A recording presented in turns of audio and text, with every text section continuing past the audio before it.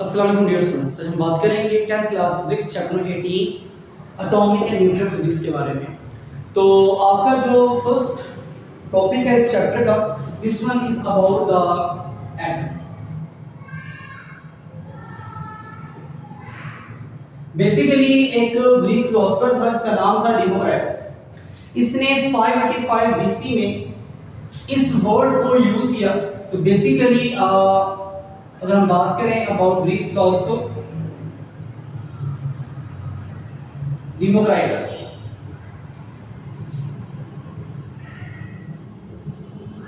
जिसने इन 585 बीसी में एक ग्रीक वर्ड यूज किया था। और वो ग्रीक वर्ड क्या था? This one is about the Cosmos, जिसका मीनिंग क्या था? इंडिविजिबल। बेसिकली शुरू में साइंटिस्ट का ये मानना था कि जितने भी पार्टिकल्स हैं, मैटर है, वो ऐसे पार्टिकल्स के मिलने से बना है जो डिवाइड नहीं कर सकते हैं, जिनमें तकसीम करने की एबिलिटी नहीं होती है।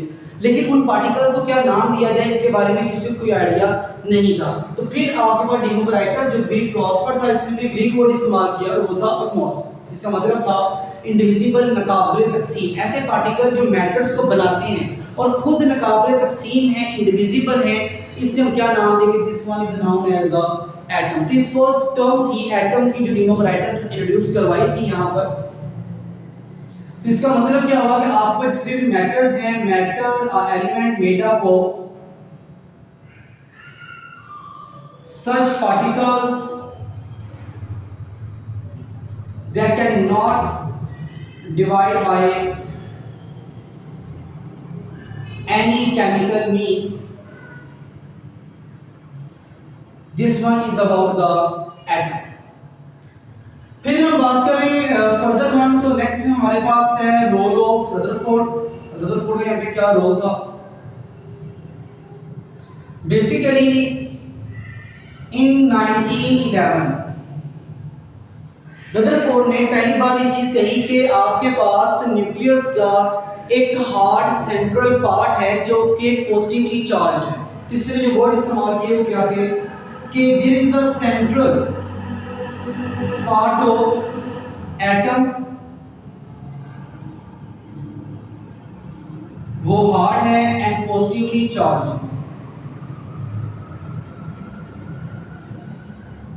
तो इसने इस हार्ड पार्ट ऑफ एटम को क्या नाम दे दिया? सेंट्रल पार्ट ऑफ एटम को this one is about the nucleus. फिर इसने ये कहा कि इस न्यूक्लियस के अंदर प्रोटॉन है and other neutral particle, but उसका जो नाम था उसके बारे में इसे आइडिया नहीं था, क्योंकि 1920 के अंदर इसने सिर्फ एक ऑब्जर्वेशन दी थी, वो ये कि आपके एटम के अंदर पॉजिटिव चार्ज के अलावा, प्रोटॉन के अलावा कोई एक ऐसा और पार्टिकल भी है जिस पे कोई चार्ज नहीं है, न्यूट्रल पार्टिकल है।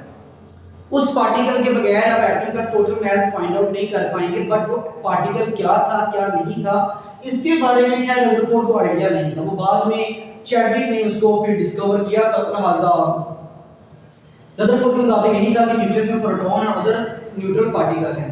अब इस अदर न्यूट्रल पार्टिकल को और प्रोटॉन को इसने कलेक्टिवली नाम दिया न्यूक्लियॉन का।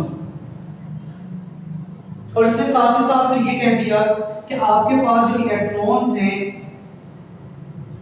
Revolve around the nucleus.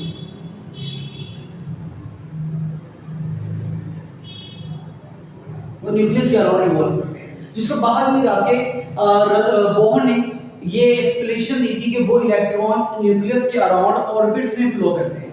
लेकिन रदरफोर्ड के मुताबिक क्या था कि electrons are revolve around the nucleus, nucleus के अराउंड रिवॉल्व करते हैं, बट कहां पे?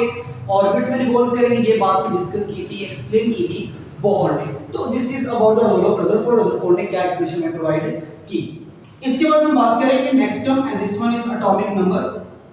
अच्छा, ये टर्म सब इतनी मुश्किल नहीं है, ये आपने पहले भी काफी बार डिस्कस की हुई है। एटॉमिक नंबर इसके हमारे पास क्या होता है? नंबर ऑफ प्रोटॉन्स हैं present in the nucleus of an atom.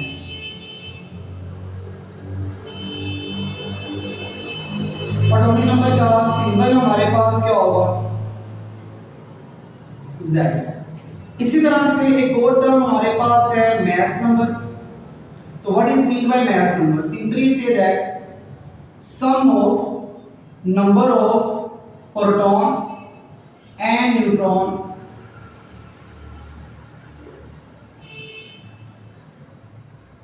present in the nucleus of an atom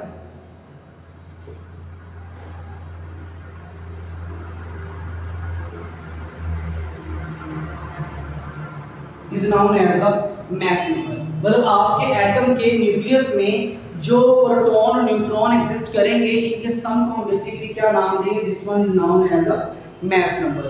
तो एटॉमिक नंबर और मैस नंबर. अब मैस नंबर का जो सिंबल हमारे पास है वो है A, और इसके लिए आप जो फॉर्मूला यूज करते हैं मैस नंबर को कैलकुलेट करने के लिए वो है A is equal to Z plus N. अब Z का मतलब कोई एटॉमिक नंबर, A का मतलब मैस नंबर, बट N क्या है? तो N के लिए हम एक और टर्म यूज करेंगे. This one is about the neutron number. Now what is meant by neutron number? Simply say that the number of neutrons present in the nucleus of an atom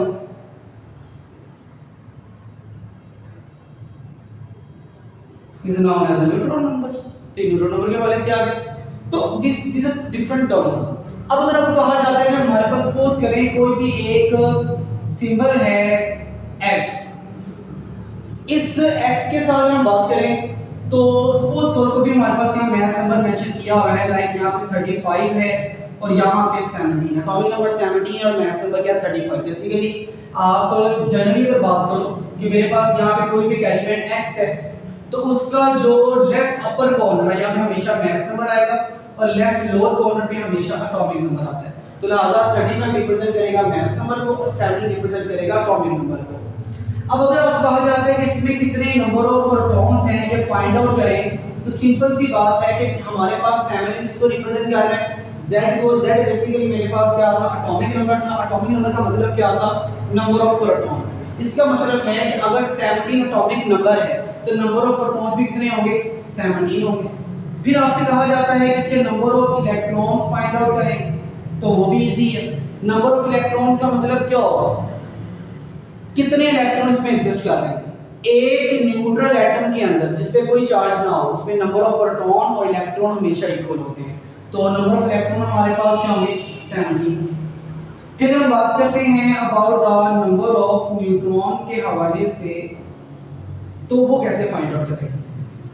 देखें यहाँ था A is equal to Z plus N. अब अगर मुझे N find out करना है तो Z यहाँ प्लस है वहाँ माइनस होगा, तो N हमें फाइंड आउट करना है तो ये इक्वल आएगा A माइनस Z. A की वैल्यू मेरे पास है 35 और Z मेरे पास है 17. दोनों को माइनस करेंगे तो आएगा 18. तो नंबर ऑफ न्यूट्रॉन कितने आ गए? 18 आ गए. तो बेसिकली किसी भी सिंबल में अगर mass number atomic number given है तो वहां से number of proton neutron electron find out करना आसान है और मुश्किल काम नहीं है. तो ये आपका हो गया मैस नंबर, एटॉमिक नंबर और न्यूट्रॉन नंबर के हवाले से. इसके बाद बात की जाएगी about the isotopes. Isotope basically क्या होते हैं? सिंपल टर्म है. बेसिक किसी भी एलिमेंट्स के नंबर ऑफ डिफरेंट एटम जिनका एटॉमिक नंबर सेम हो लेकिन मैस नंबर डिफरेंट हो से क्या नाम दोगे?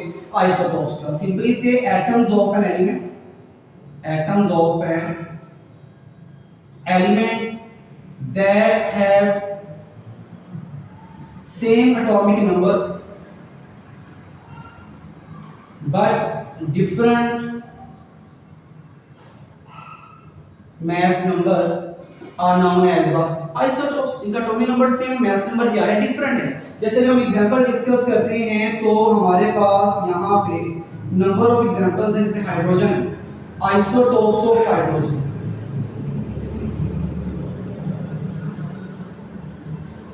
अब इसके 3 आइसोटोप्स हैं, H11, H21 और H31. H11, H21 और H31. अब यहाँ पे बेसिकली ये वन किसको रिप्रेजेंट कर रहा है? ऊपर डिस्कस किया ये मैस नंबर. नीचे वाला किसको रिप्रेजेंट करेगा? एटॉमिक नंबर को रिप्रेजेंट करेगा. So this one. तो यहाँ मैस नंबर 1 है, एटॉमिक नंबर 1 है. यहाँ मैस नंबर 2 है, एटॉमिक नंबर 1 है. यहाँ मैस नंबर 3 है और एटॉमिक नंबर 1 है. तो हमने ऊपर क्या लिखा हुआ है? That have same atomic number. जिनका एटॉमिक नंबर सेम हो लेकिन डिफरेंट मैस नंबर हमारे पास क्या हो, डिफरेंट हो। This one is about the isotopes. अब अगर हम हाइड्रोजन की बात करें, इसका नाम है protium. This one is about the deuterium and this one is tritium. अगर इनका स्ट्रक्चर ड्रा करें, फर्स्ट आप न्यूक्लियस ड्रा करेंगे। न्यूक्लियस में प्रोटॉन कितने होंगे, 1 बिकॉज़ एटॉमिक नंबर 1 है। इसमें न्यूट्रॉन कितने होंगे, सिंपल अगर हम न्यूट्रॉन नंबर निकालेंगे तो उसके लिए a माइनस z करना पड़ेगा। अब a की वैल्यू भी 1 है और z की वैल्यू 1 है। 1 माइनस 1 करेंगे तो क्या आएगा, 0 आएगा। यहाँ न्यूट्रॉन 0 होंगे। और इसमें कितने इलेक्ट्रॉन्स हैं, तो अभी मैंने कहा था कि एटॉमिक नंबर रिप्रेजेंट करता है नंबर ऑफ प्रोटॉन्स को, और न्यूट्रल एटम में number of proton electron equal होते हैं। अगर यहाँ प्रोटॉन 1 है तो इलेक्ट्रॉन भी कितने हैं, 1 electron revolve on the nucleus. अगर हम सेकंड बात करते हैं, सेकंड आइसोटोप के हवाले से, तो यहाँ भी प्रोटॉन नंबर 1 होगा, लेकिन न्यूट्रॉन नंबर यहाँ पे 2 होगा, सॉरी 1,